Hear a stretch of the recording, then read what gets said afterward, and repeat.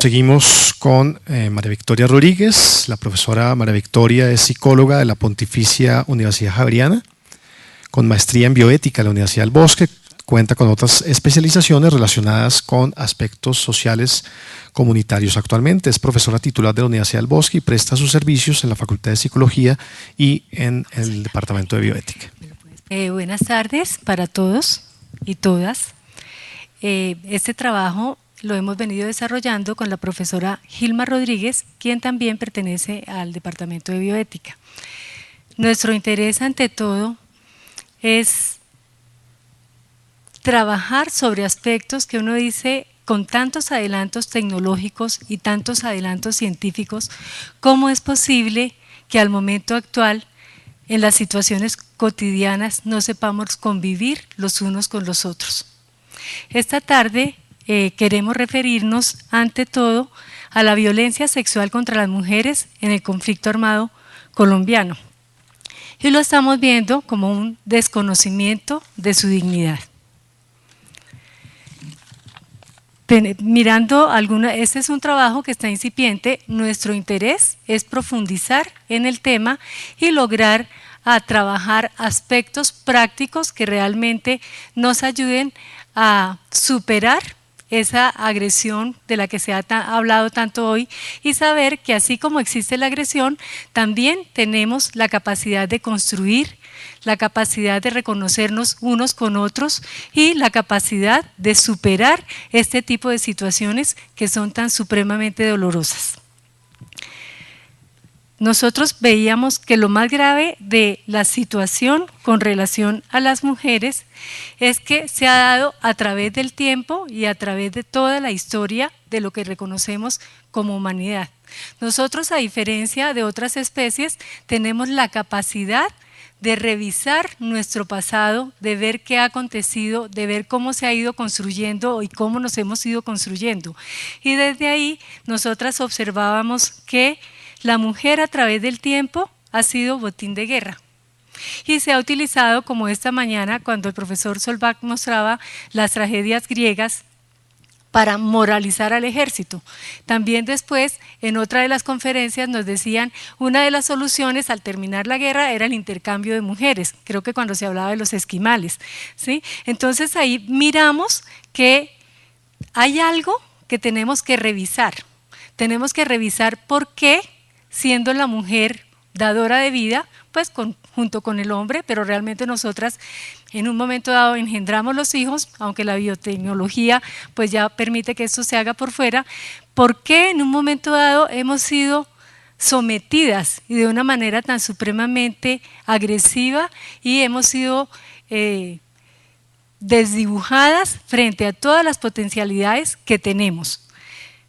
Además de utilizarse como para moralizar al ejército, o sea, le entrego a las mujeres y hagan con ellas lo que quieran, para humillar al enemigo, porque cuando se construye una relación, entonces se mata a la mujer, se mata a la hija, se viola, instrumento de terror, porque es el terror de la violencia en Colombia. Tiene cosas supremamente dolorosas y que algunas veces uno las nota no dentro de las guerras, sino en la cotidianidad, como abrirle el vientre a una mujer embarazada y sacar el bebé.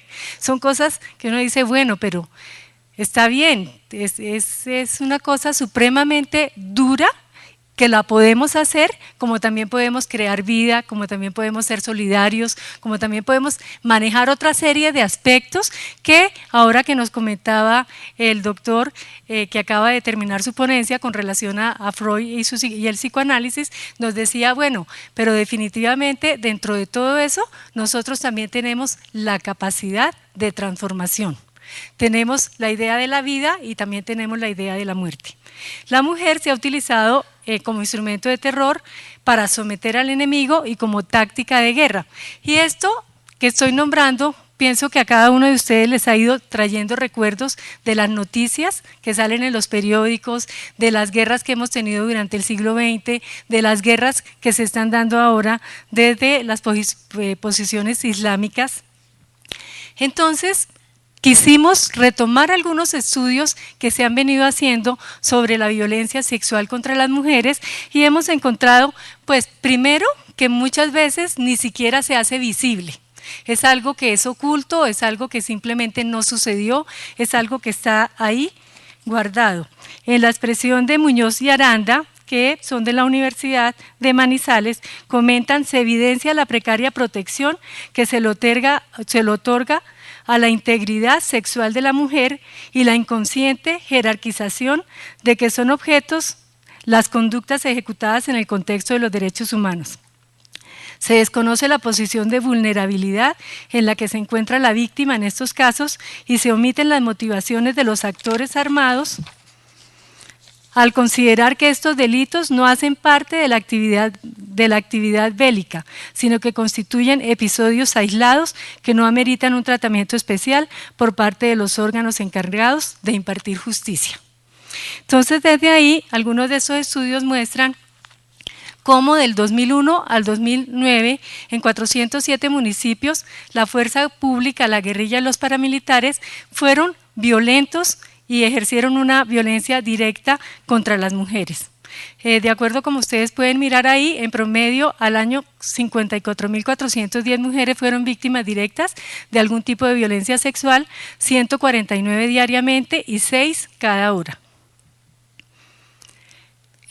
Otro documento nos muestra que en 75 casos estudiados, el 45% de la violencia fue hecha por los paramilitares y las autodefensas, 18.6% por las FARC, 10.6% miembros del Ejército Nacional y 25% es indefinido.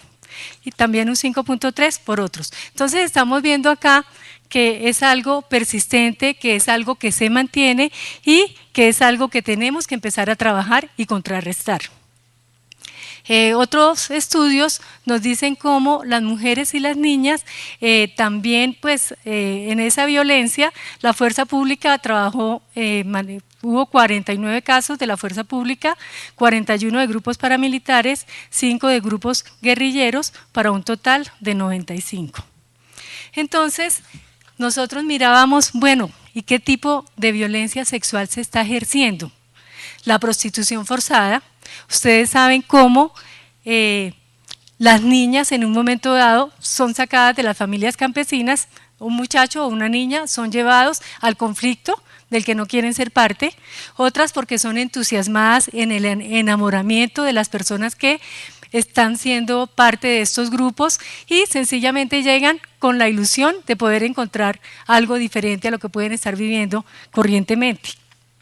Y se ven sometidas a la prostitución forzada porque simplemente pueden pasar de un espacio a otro entre los diferentes guerrilleros o entre los diferentes miembros del ejército. Generalmente todas las fuerzas desafortunadamente tienden a tener este tipo de conducta.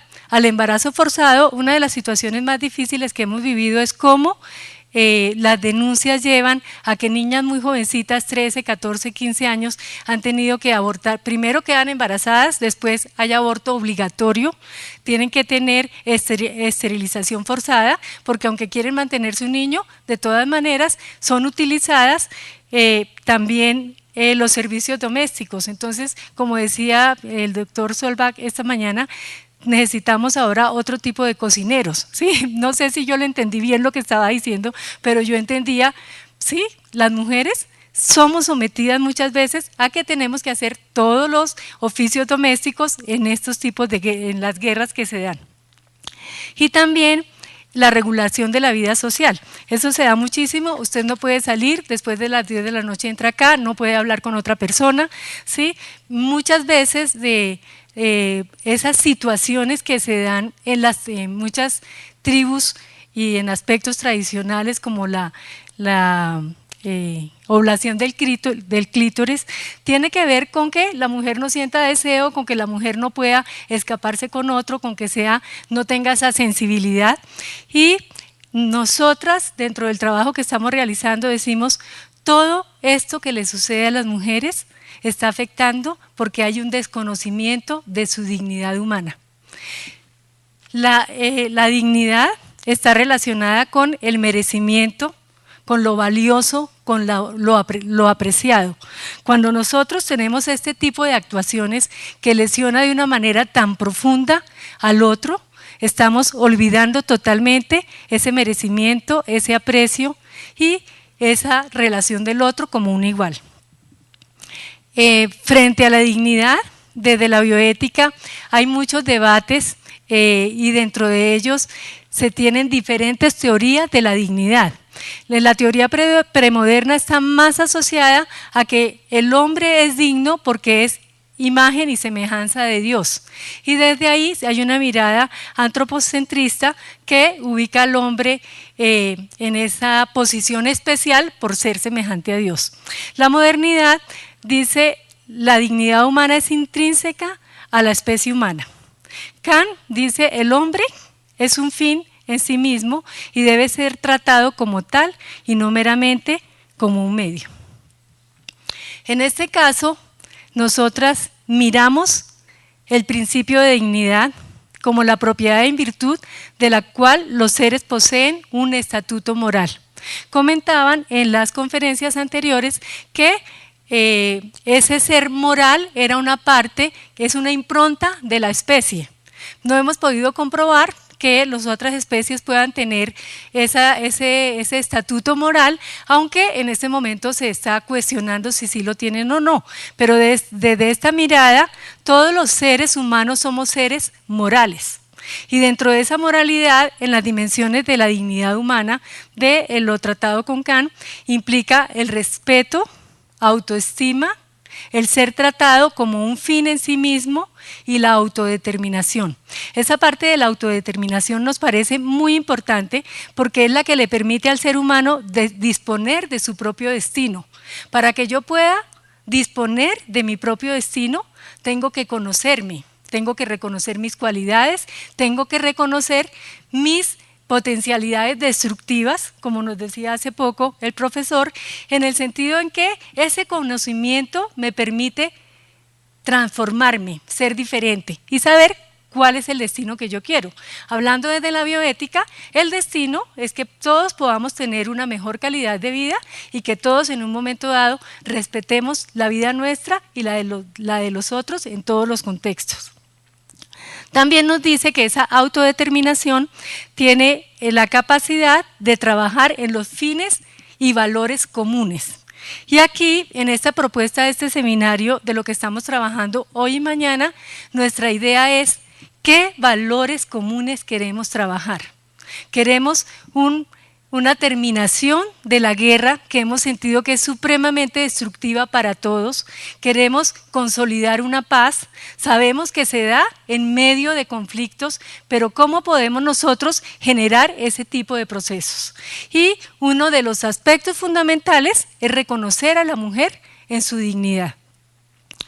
En la Declaración Universal de los Derechos Humanos dice: todos los seres humanos nacen libres e iguales en dignidad y derechos, y dotados como están de razón y conciencia, deben comportarse fraternalmente los unos con los otros. O sea que aquí hay una declaración, es un mandato moral que nos está animando a que sí tenemos la posibilidad y vale la pena trabajar en ella. Veíamos también cómo la República de Colombia nos dice que Colombia es un Estado social de derecho y dentro de todo lo que muestra dice democrática, participativa, pluralista, fundada en el respeto de la dignidad humana, en el trabajo y la solidaridad de las personas que la integran y en la prevalencia del interés general. Entonces aquí vemos cómo es de mandatorio. Las declaraciones son demandatorias, la Constitución es demandatoria, pero ¿qué pasa? ¿Por qué nos cuesta tanto trabajo cumplir algo que aparentemente pues, es una necesidad de todos? En este trabajo preliminar que estamos adelantando, nosotros vemos que esas situaciones reales, que como bien decía el doctor Solbach esta mañana, podían perfectamente trabajarse a través de las éticas narrativas. Vemos que la situación real es la prostitución forzada, el embarazo forzado, el aborto forzado, esterilización forzada. Entonces son una serie de situaciones donde la mujer pierde totalmente su capacidad, su agencia, su reconocimiento en sí misma. ¿Por qué? La autoestima, cómo se ve vulnerada en una persona que está siendo totalmente sometida, que no tiene la posibilidad de salirse de ese medio, deja de ser un fin en sí mismo y se ve afectada en todas sus posibilidades. Nuestro trabajo, y hacia donde lo queremos trabajar y divulgar, es reconocer la dignidad de la mujer en tiempos de paz y en tiempos de guerra. ¿Por qué? Porque en la cotidianidad se van dando este mismo tipo de situaciones y de fenómenos. Y lo que se está sucediendo en la guerra es simplemente de unos patrones culturales y ancestrales que vienen de hace mucho tiempo, pero que nosotras estamos convencidas que somos capaces de transformarlos. Porque el siglo XX ha sido para mí el siglo de la mujer. ¿En qué sentido? En que se nos han reconocido muchos derechos, en que las mujeres hemos sido supremamente activas y propositivas en esa necesidad de una transformación y cada vez tenemos más capacidad para hacerlo, pero necesitamos que todas y cada una de las mujeres de Colombia podamos hacerlo. No solamente las que tenemos la posibilidad del acceso a la educación, del acceso a la universidad, del acceso a tener unos hogares diferentes a los que pueden tener una mayoría de las mujeres colombianas. Nosotros, dentro de las muchas propuestas que se nos ha ocurrido, que se pueden trabajar, decimos que una buena posibilidad es la conformación de redes de mujeres, para que allí se pueda trabajar cómo entendemos la dignidad, cómo vivimos la cotidianidad, para las mujeres que han vivido las atrocidades del conflicto armado, de qué manera pueden trabajar en la reconciliación primero consigo mismas, ¿sí?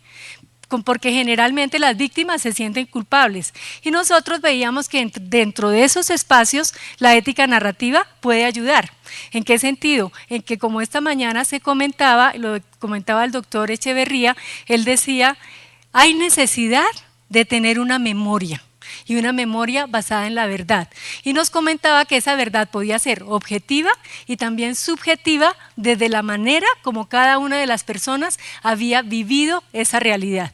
Entonces, en ese sentido, consideramos nosotras que el teatro, la música, el baile, la pintura, la literatura, las políticas, las películas, el teatro y la misma narración ayudan y constituyen a crear esa memoria que en un momento dado facilite para que los que no tuvimos que vivir ese horror podamos desarrollar más la solidaridad, el abrazo, el entender al otro, el llorar con el otro y todas esas posibilidades hermosas que como seres humanos también tenemos. Entonces, yo termino con la invitación a que reconozcamos esa potencialidad maravillosa que tenemos las mujeres y la empecemos a aplicar desde cada uno de los espacios donde estamos.